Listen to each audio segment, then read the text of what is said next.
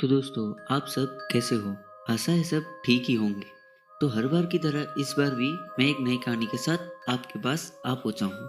तो बिना समय को गवाते हुए आज की कहानी की शुरुआत करते हैं। आज की कहानी का नाम है इंडिया का सबसे खतरनाक गांव। भारत का सबसे खतरनाक गांव, पाली गांव। वंशिका को विश्वास नहीं हो रहा था कि उसके कॉलेज की बेस्ट फ्रेंड रिंकू की शादी हो रही थी। आज ही वंशिका को रिंकू का शादी का कार्ड मिला था। रिंकू राजस्थान के पाली गांव से थी और रिंकू की शादी भी उसी के गांव पाली में रखी थी। वंशिका वहां जाने के लिए बहुत ही एक्साइटेड थी क्योंकि वंशिका पहली बार कोई पहाड़ी इलाके की शादी एंजॉय करने वाली थी। 2 दिन बाद ही रिंकू की शादी की रस्में शुरू होने वाली थी। तो वंशिका 2 दिन बाद ही पाली के लिए रवाना हो गई। पाली पहुंचते ही वंशिका वहां के पहाड़ी नज़ारों में खो गई। तभी अचानक उसके सामने कुछ अजीब सा हुआ। एक आदमी जोर जोर से चिल्लाकर एक पेड़ पर अपना सर मार रहा था और पेड़ पर सर मारने की वजह से उसके सर से खून भी बहुत बह रहा था। पर आसपास खड़े लोगों को जाने कुछ फर्क ही नहीं पड़ रहा था। वंशिका बुरी तरह से डर चुकी थी, फिर भी बहुत हिम्मत जुटाकर वंशिका उसकी तरफ बढ़ी। तभी अचानक 2 लोग आए और उस आदमी को बाजुओं से पकड़कर बहुत दूर ले गए। कुछ समय के लिए वंशिका सोच में पड़ गई कि ये सब क्या हो रहा था। तभी पीछे से किसी के बुलाने की आवाज आई। वंशिका, वंशिका। वंशिका ने पीछे मुड़कर देखा तो उसकी बेस्ट फ्रेंड रिंकू उसे खुद लेने घर से बाहर आई थी। रिंकू के हाथों में लगी मेहंदी देखकर वंशिका उस आदमी की सारी बातें भूल गई और रिंकू के घर की ओर चलने लगी। घर में घुसते वक्त वंशिका ने देखा कि 2 पंडित उसके घर के आसपास नमक से लक्ष्मण रेखा बना रहे थे। दोनों पंडित मंत्रों का उच्चारण करते करते घर की चारों ओर नमक से लक्ष्मण रेखा बना रहे थे। ये सब देखकर वंशिका सोचने लगी और रिंकू से पूछने लगी। तभी रिंकू ने बताया कि हमारे गांव में शादी वाले घरों को ऐसे ही बचाया जाता है। वंशिका ने बोला, बचाया जाता है मतलब? वंशिका के मन में और सवाल आने लगे।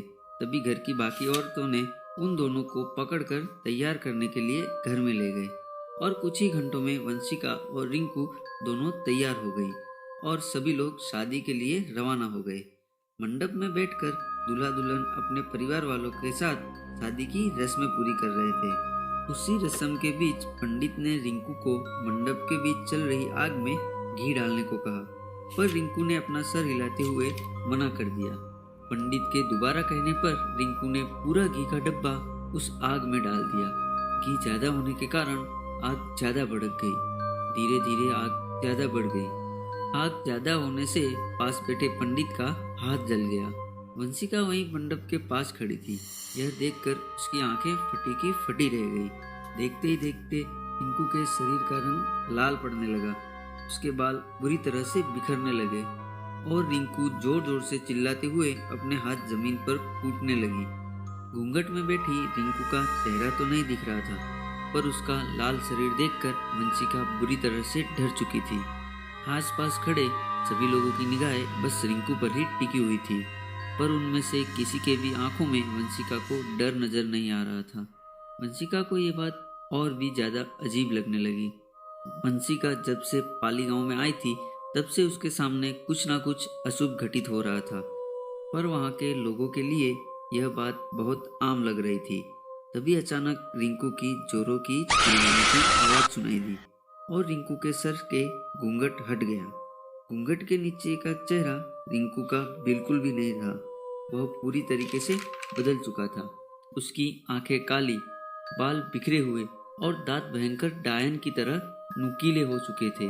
वो जंगली जानवर की तरह अजीब आवाजें निकाल रही थी। रिंकू का बड़ा भाई वहां से भागते हुए घर के बाहर चला गया। अब तक वहां खड़े सभी लोग शांति से यह सब देख रहे थे। वंशिका से उसकी दोस्त रिंकू की यह हालत देखी नहीं जा रही थी। वंशिका बहुत हिम्मत जुटाकर मंडप की ओर जाने लगी। तभी रिंकू की मम्मी ने वंशिका को रोक लिया और उससे कहा कि रिंकू बिल्कुल ठीक है।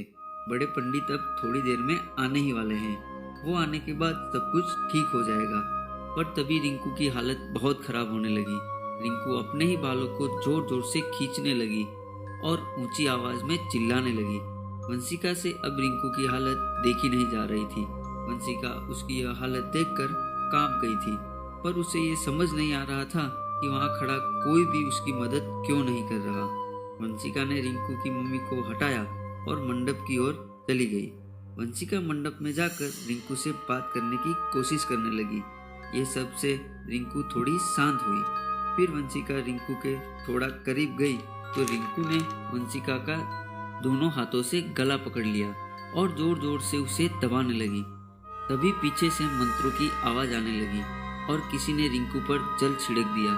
तभी रिंकू बेहोश हो गई और साथ ही में वंशिका भी बेहोश हो गई।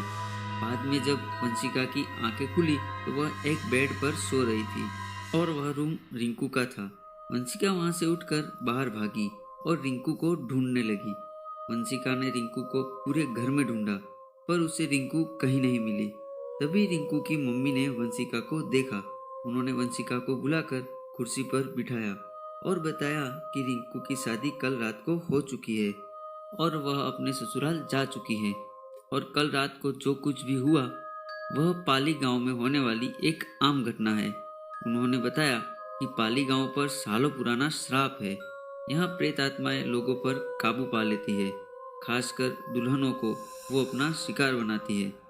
वैसे तो घर के बाहर सुरक्षा कवच बनाया गया था, पर वो किसी ने आधा मिटा दिया था। ये सब सुनकर वंशिका को विश्वास नहीं हुआ।